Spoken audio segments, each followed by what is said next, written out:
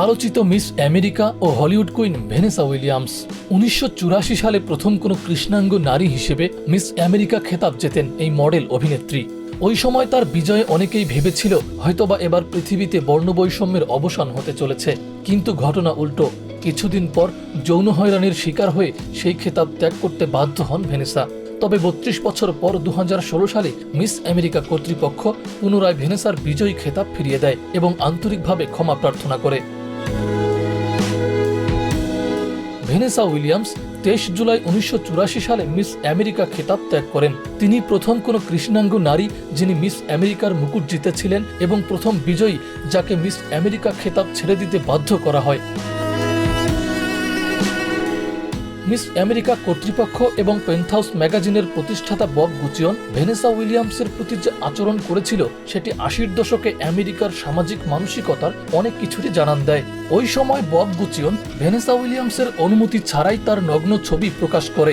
সেই ছবি দেখার পর মিস আমেরিকা কর্তৃপক্ষ 72 ঘন্টার মধ্যে ভ্যানেসাকে বিজয়ী খেতাব ত্যাগ করতে বাধ্য করে।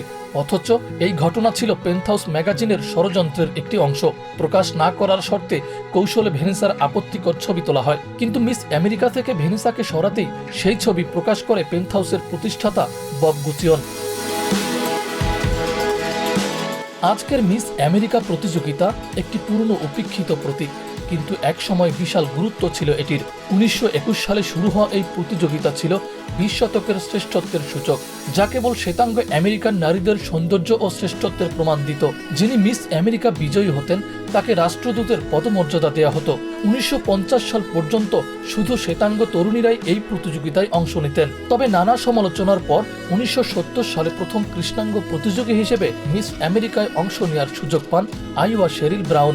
এরপর 1984 সালে প্রথম কৃষ্ণাঙ্গ নারী হিসেবে প্রতিযোগিতায় বিজয়ী হন আফ্রিকান বংশোদ্ভূত মডেল ভ্যানেসা উইলিয়ামস।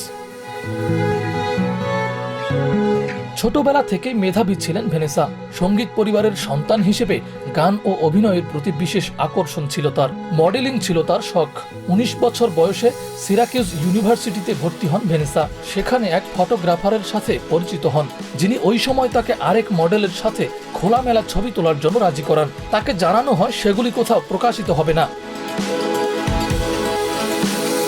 ইউনিভার্সিটিতে মিস গ্রেটার সিরাকিউজ প্রতিযোগিতায় অংশ নেন ভ্যানেসা। এর আগে কখনোই কোনো সুন্দরী প্রতিযোগিতায় অংশ না নেয়ায় সেবার প্রতিযোগিতায় দ্বিধাগ্রস্ত ছিলেন তিনি। কিন্তু অপরূপ সুন্দরী ভ্যানেসা খুব সহজেই মিস সিরাকিউজ পদক জিতে নেন। এরপর জেতেন মিস নিউ ইয়র্কের মুকুট। এবার তাকে পাঠানো হয় মিস আমেরিকায়। এখানেও সবাইকে চমকে দিয়ে মিস আমেরিকায় বিজয়ী হন ভ্যানেসা।